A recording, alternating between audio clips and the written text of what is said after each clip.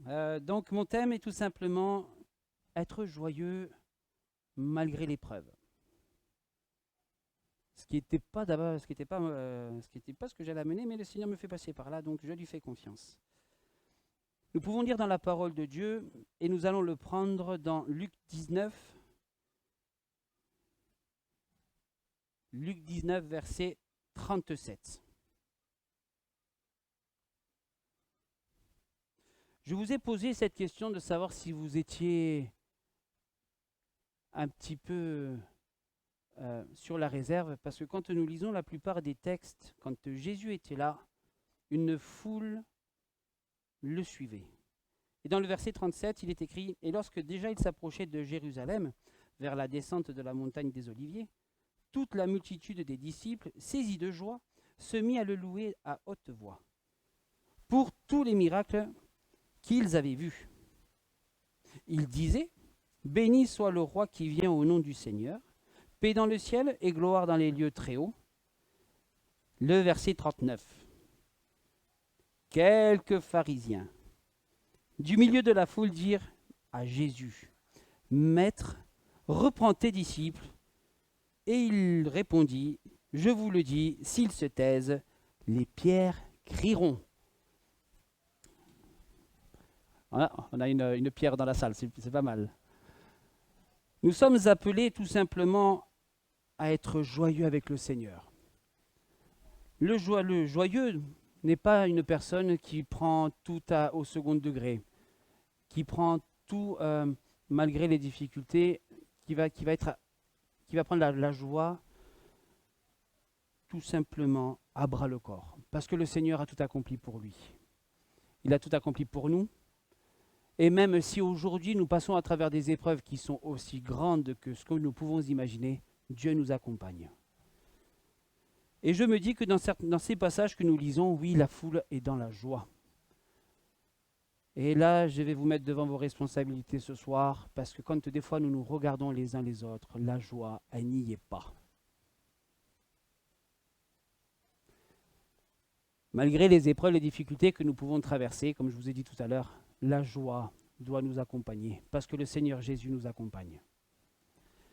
Dans le monde, oui, la joie, ils la connaissent.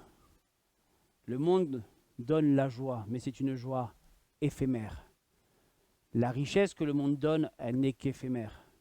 Et comme j'ai tendance à dire à mon épouse, je suis peut-être pauvre dans ce monde, mais je suis riche avec le Seigneur. Et comme je discutais avec une sœur tout à l'heure, il est bon d'amasser des richesses dans le ciel que des richesses ici-bas. Le Seigneur ce soir nous demande vraiment de prendre conscience que la joie ne doit pas quitter notre cœur. Je ne sais pas ce qui est fait demain, seul le Seigneur le sait, mais le Seigneur nous équipe à passer jour après jour avec la volonté du Seigneur parmi nous. Je reste conscient que la joie, oui, la joie quand nous sommes en pleine détresse, pleine difficulté, ou que tout est en train de s'accumuler, ou tout est en train de s'effondrer autour de nous, on a beau dire, regarde au Seigneur, regarde la joie qu'il te donne, ce n'est pas évident. C'est vrai. Mais le Seigneur sur la croix, lui, il y est allé. Il est mort pour chacun d'entre nous. Et c'est vrai qu'il est bon de se dire aussi que notre vie ne nous appartient plus. Le matériel qui m'entoure ne m'appartient pas. Et même s'il me manquerait quelque chose, Dieu est là avec nous. Alors je me pose une question. Ouais, le Seigneur me pose une question ce soir. Pourquoi, quand nous nous rassemblons, pourquoi le peuple de Dieu est si fatigué, si chargé, si manque de joie, alors que le Seigneur nous accompagne tous les jours, qu'on le lit dans la parole, qu'on est interpellé par les songes que nous pouvons faire. Pourquoi le peuple de Dieu est-il affaibli? La réponse, peut-être en un mot, c'est que le Seigneur ne vit pas en moi, peut-être. Peut-être que le Seigneur, que je loue, que j'adore, hein, mais en fait, au lieu de vivre dans mon cœur, il est à côté. Et nous marchons peut-être à côté, mais il ne marche plus en moi. Peut-être que quand je lis la parole de Dieu le matin, ou l'après-midi, ou tous les jours, elle n'a plus cet intérêt, ce sens. Peut-être que quand je loue le Seigneur, ou quand je le prie dans ma chambre, ma prière est peut-être pas pour la gloire de Dieu, mais pour la mienne. Je me dis que ce soir, je sens que je vais en perdre quelques-uns. Oui, mais j'ai envie de vous récupérer parce que j'ai envie de vous... Ce soir, le Seigneur nous interpelle vraiment sur l'état de notre joie. Ce n'est pas quelque chose qui doit être variable. Ce n'est pas un vecteur dans notre vie. La joie que le Seigneur nous donne est inestimable. Si je m'accroche plus facilement à la voiture rouge que j'ai dans mon garage, au fait que le Seigneur Jésus est d'aller donner une goutte de sang pour moi, c'est que là, il y a un problème. Si demain, mon responsable vient me voir en me disant « Guillaume, je n'ai plus besoin de toi, je te mets dehors », oui, il va falloir dire « Amen » à ce ça. Il va falloir dire « Oui, Seigneur, je te fais confiance ». Mais parce que c'est plus moi qui choisis, c'est toi. Si une grosse épreuve nous tombe encore dessus, Dieu nous accompagne. La joie n'est pas éphémère avec le Seigneur. Loin de là. Les situations les plus difficiles, le Seigneur peut les changer en gloire. Les situations que j'ai mis en place pour mon salut, le Seigneur, ça, il va les balayer. Et il va faire sa volonté avec nous. Alors si vous avez une question vraiment à vous poser ce soir, c'est où est-ce qu'en est ma joie quand je viens dans la maison de l'Éternel pour le louer. C'est peut-être mon côté naïf qui ressort ou ma simple compréhension des Écritures, et gloire à Dieu. Mais quand je lis que des foules louer le Seigneur à haute voix, alors, on va faire la Jérôme gentiment, je ne veux mettre mal à l'aise personne, je ne vise personne. On vit tous la vie avec le Seigneur à notre propre niveau, mais on est aussi tous appelés à aller parler de Dieu dehors avec une joie véritable.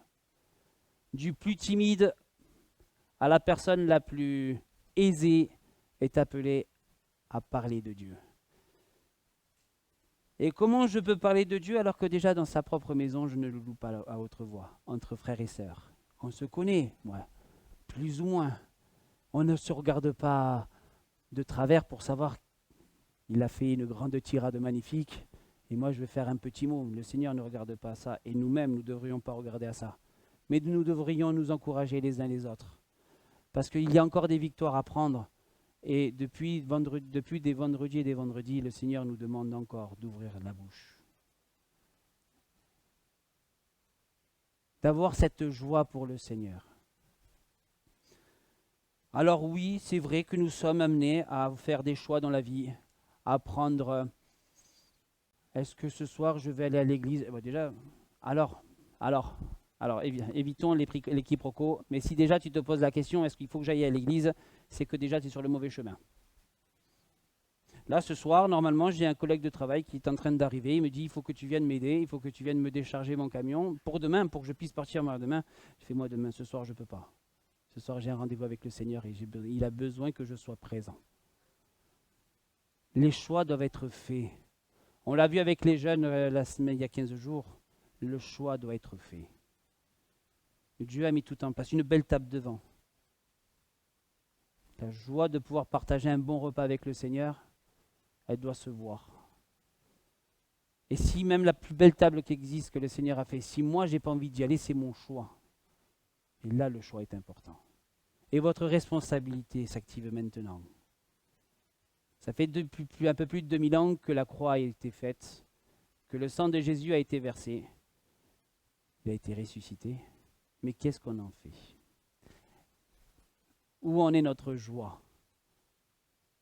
De pouvoir, tous les dimanches, remémorer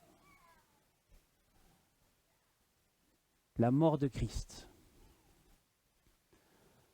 Où est ma joie quand je vais voir un frère ou une sœur dans la difficulté et que même si je ne suis pas quelqu'un qui parle beaucoup, mais la présence d'un frère et d'une sœur doit être importante. L'Église est une micro-société. On a chacun nos rôles, chacun nos activités, chacun notre contribution à faire. Mais comme dans toute société, nous sommes tous appelés à louer le Maître. Alors si ce soir tu te dis, mais quand ce n'est pas le pasteur, c'est une autre personne qui m'encourage à louer le Seigneur à haute voix, ce soir saisis la chance qui t'arrive encore. Il n'y a pas de hasard avec le Seigneur.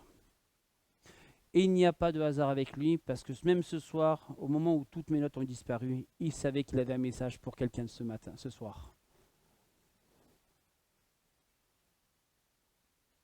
Mais la joie ne s'arrêtera pas tant qu'elle est renouvelée par l'Esprit de Dieu.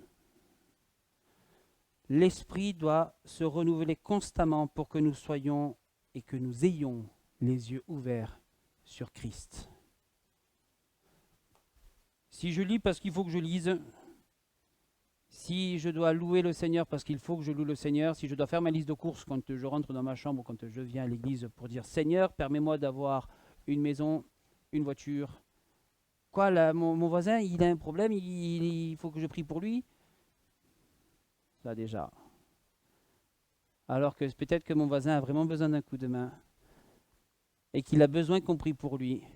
Et peut-être que au fond de son cœur, il loue même le Seigneur pour dire « Mets-moi quelqu'un sur ma route pour que je parle, pour que tu puisses me parler ouvertement. » Est-ce qu'on est prêt vraiment à partir sur les routes, comme il est écrit, 2 par 2, et aller annoncer la bonne nouvelle de l'Évangile? Est-ce qu'on est prêt dans nos propres familles, remplis de joie, remplis d'espérance qu'un jour elles seront sauvées? Non mais dites-moi. Non mais c'est vrai, dites-moi. Bon, c'est vrai, on a notre côté un petit peu romain, où on a un petit peu affalé sur nos chaises. Est-ce qu'on prie vraiment pour que nos familles soient sauvées, mais surtout, est-ce qu'on est conscient qu'elles vont l'être?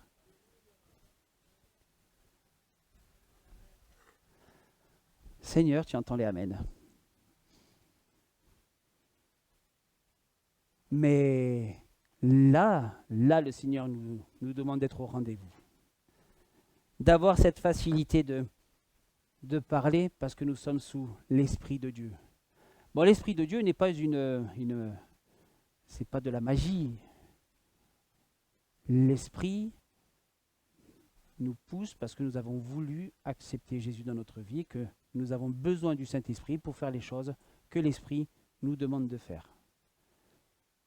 C'est comme si je prenais un livre et qu'au lieu de le lire dans le bon sens, je le lis de l'autre côté, je ne comprends rien. L'Esprit nous aide à passer dans la volonté du Seigneur et de nous aider à réaliser les projets de Dieu. Mais si je fais ma propre volonté, la joie du Seigneur déjà dans mon cœur va disparaître. Parce que je ne veux plus plaire à mon maître, mais je veux plaire à moi. Et on revient à la question de tout à l'heure, du début. Oui, le peuple de Dieu est fatigué et triste. Parce que des fois, c'est vrai, on peut laisser le Seigneur de côté. Nous ne sommes pas parfaits, c'est vrai. Mais combien il est important quand l'épreuve est au plus haut de continuer à louer le Seigneur. Ce chant nous dit, et c'est très simple, « Je te loue avec mon cœur. Je te loue avec mon âme. » C'est que je suis en train de le chanter en même temps dans ma tête, c'est pour ça. Mais je suis bête parce qu'en plus je l'ai pris. Et il est écrit, les aléas du direct, voilà. S'il me manque ma voix, je te loue avec mes mains. S'il me manque les mains, je te loue avec mes pieds. S'il me manque mes pieds, je te loue avec mon âme. Et s'il me manque l'âme, c'est que je te loue là-haut.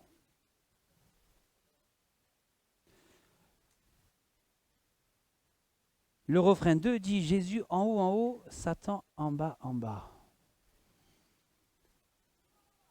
Si déjà le peuple de Dieu entièrement mettait Jésus devant, ce ne serait pas des dimanches matins ou des vendredis soirs où ça durerait 1 heure, mais on serait obligé d'ouvrir les portes, on serait obligé de presque de mettre les gens dehors pour dire « Hé, mais gloire à Dieu si un jour ça arrive. Mais si vous vous taisez, les pierres crieront. » Dieu s'est servi d'un âne pour arrêter un prophète. Mais Dieu se sert aussi de nous pour le louer et le chanter. Et nous sommes tout simplement des instruments entre les mains du Seigneur. Ne pas aller trop vite peut nous rater le but. Aller trop vite, nous allons rater la marche. Restons dans les plans que le Seigneur a fixés pour chacun d'entre nous. Mais toujours avec cette joie, cette volonté d'avancer et de dire stop à l'immobilisme et dire oui, ce monde est trop compliqué. Oui, de toute façon, ce monde sera toujours plus compliqué. On prend l'exemple d'un animal, un poisson qui veut reprendre son habitat naturel, le saumon, il est à contre-courant. Et nous sommes pas à contre-courant de la société. Si la société aujourd'hui ou le monde a une emprise sur toi, c'est que déjà tu as laissé accès au monde et que la joie du Seigneur n'est plus avec toi. Mais gloire à Dieu, la croix y est toujours, la repentance est toujours d'actualité. Et même si le monde pense que nous sommes un petit peu en retrait de la civilisation, gloire à Dieu, tant mieux. Ça veut dire qu'il nous voit changer, avancer, faire la volonté du Seigneur. Et moi je dis amen à cela. Parce que le monde, lui, il ne sait pas où est-ce qu'il va. Les gens dans la rue que nous croisons, ils se cherchent un but dans l'immédiat, mais essayer de leur faire comprendre qu'il y a une vie après, c'est largement difficile à notre propre niveau. Mais avec l'esprit, toutes les portes s'ouvrent. Dans l'histoire, en général, avec un grand H, ce livre, qui est la parole de Dieu, a souvent été l'objet de destruction. On a essayé de le faire taire, on a essayé de le détruire complètement. Mais pourtant, il est toujours avec nous. La parole de Dieu est comme l'eau. Quoi qu'il arrive, elle doit passer. Le feu, on peut l'arrêter. L'eau, elle doit s'évacuer. Et la joie qui nous caractérise, parce que oui, le monde lui-même nous voit quand nous sommes dans la difficulté. Quelle est cette joie qui te permet de tenir? Quelle est cette force qui te permet de traverser ces épreuves? Il n'y a que Dieu pour ça. Il n'y a que Dieu pour cela. C'est vrai, nous ne sommes pas parfaits. Mais je préfère être imparfait et crier la gloire de mon Seigneur que de me dire que je suis parfait, que je reste dans mon coin, que je n'ai pas besoin de la relation avec mes frères et sœurs, tellement que vous êtes beaux. Le Seigneur nous a donné cette volonté d'avancer, cette volonté de persévérer. Et je me dis que quand même si parmi notre entourage, il peut y avoir des gens qui veulent essayer de nous arrêter, et il faut savoir les faire. Là, par contre, il faut savoir les faire taire et leur parler de Dieu.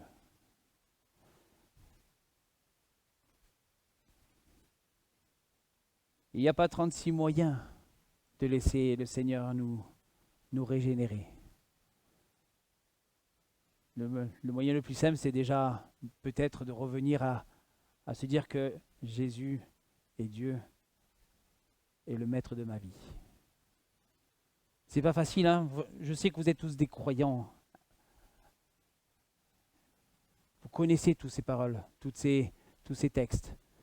Mais ce qui est bizarre, c'est que le Seigneur nous demande encore de revenir au début. Oui, Jésus est le maître de ma vie. Il y a des années, pour certains, vous l'avez accepté. Il y a des années, vous avez décidé de prendre les eaux du baptême. vous avez fait ce choix. Bon, c'est vrai qu'entre nous, le baptême, c'est tout simplement l'image d'une relation amoureuse. Nous ne sommes pas parfaits. Mais je me dis que qui est parfait pour se faire baptiser?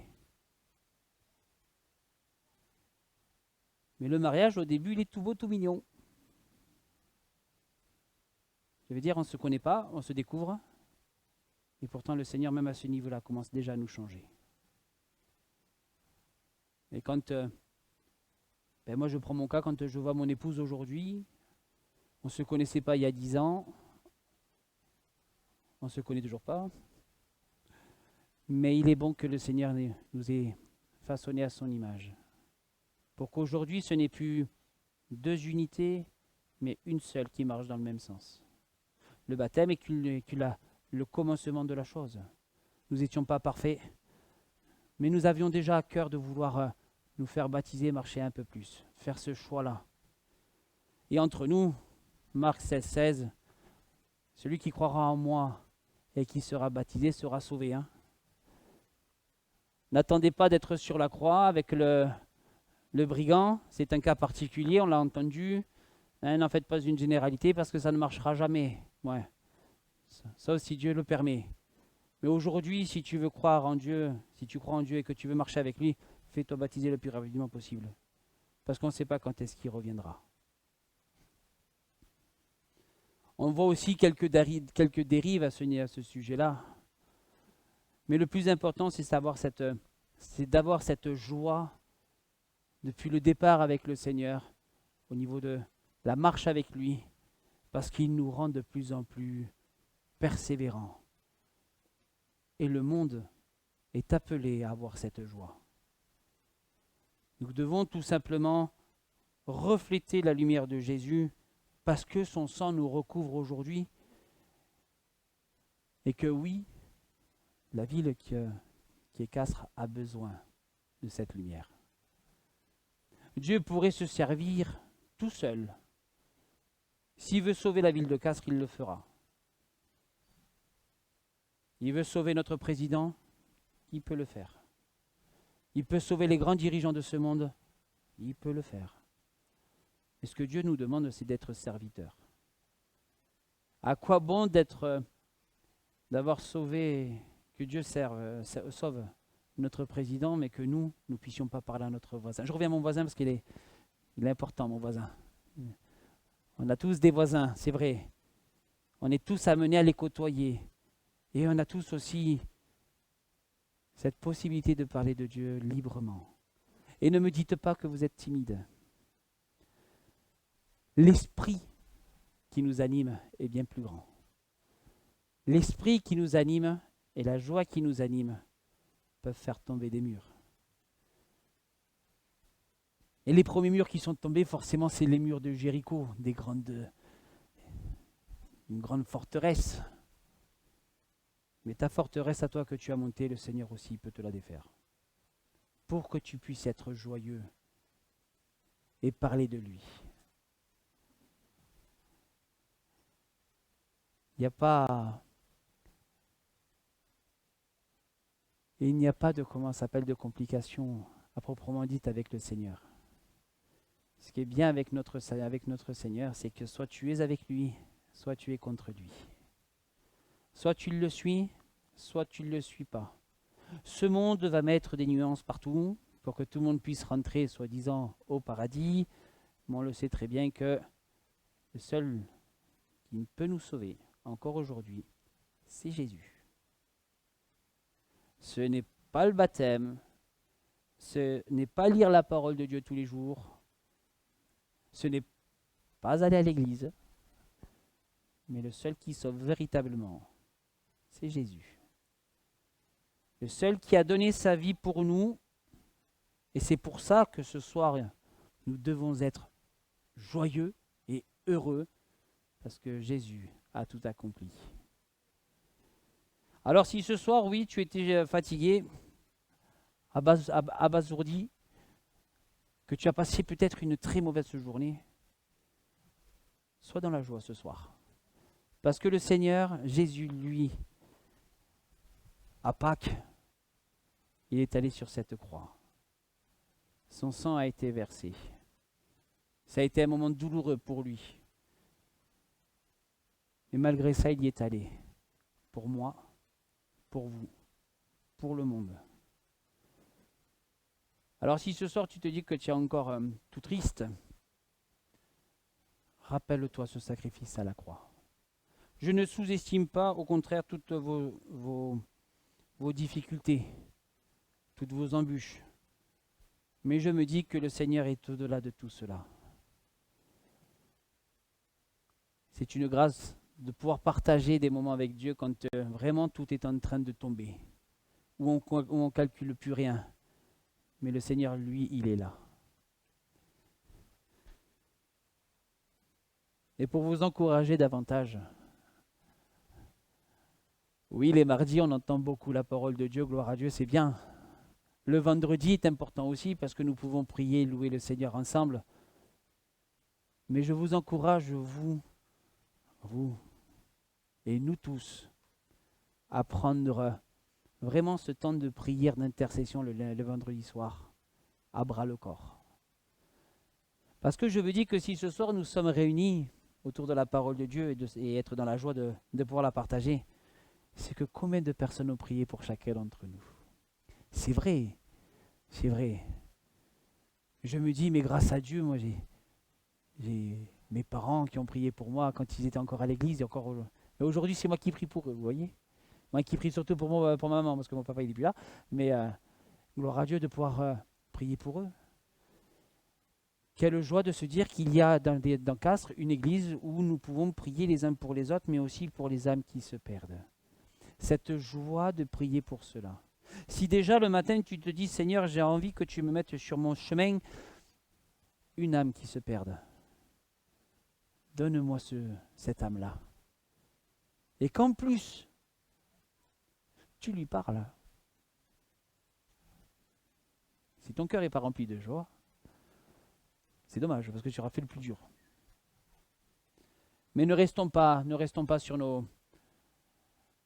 nos difficultés, mais restons des témoins de la grâce de Dieu en toutes circonstances. Et oui, il viendra un temps où le Seigneur Jésus reviendra chercher sa bien-aimée, que nous soyons prêts à partir. Comme dira Paul, le plus important, c'est la fin d'une chose et pas le départ. Et vaut mieux, pour donner une image concrète, vaut mieux une petite voiture qui va très loin qu'une grosse voiture qui malheureusement s'essouffle très vite. Vaut mieux travailler avec le Seigneur au quotidien que de travailler tout seul. Et pour finir sur une image vraiment agricole, vaut mieux travailler un sillon à la main au rythme de Dieu que de travailler à un champ complet avec un tracteur. Pourquoi je vous dis ça? Parce qu'on peut faire plein de choses au nom de Dieu. Mais le plus important, c'est de faire une chose avec lui, ce qu'il nous a demandé. Alors oui, il vaut mieux sauver son voisin qui est à côté. Et c'est bien de prier pour nos autorités. Mais ton voisin, tu peux essayer d'aller le chercher, toi. Bon, faites-moi plaisir, n'allez pas chercher le voisin dès que vous allez rentrer non plus. Mais si demain matin tu le vois, tu lui dis que dis-lui qui aime un message particulier, que Jésus l'aime. Amen. Seigneur mon Dieu, je veux te remercier, te louer, t'adorer, parce que c'est encore toi ce soir, Seigneur mon Dieu, qui nous a vraiment interpellés, Seigneur mon Dieu. Et je suis dans la joie de t'appartenir, Seigneur mon roi. Seigneur mon Dieu, aide-nous à vraiment à pouvoir profiter de cette joie, Seigneur mon Dieu. Et Seigneur mon Dieu, que nous ne soyons pas comme le monde, Seigneur mon Dieu, inquiets de tout ce qui peut se passer, mais remplis de ta joie parce que tu es allé sur cette croix pour nous, Seigneur mon roi. Merci pour ce miracle. Merci pour ce sacrifice qui aujourd'hui est inestimable. Merci pour ce sang versé pour chacune de nos vies. Et sois glorifié pour ce que tu as prévu pour nous. Et Seigneur mon Dieu, oui, donne-nous une âme à qui nous pouvons parler de toi, Seigneur mon Dieu, qui n'a jamais entendu parler de toi, qui ne te connaît pas, mon Seigneur, mais vraiment que nous soyons dans la joie de parler en ton nom pour toi, Seigneur mon roi. Amen.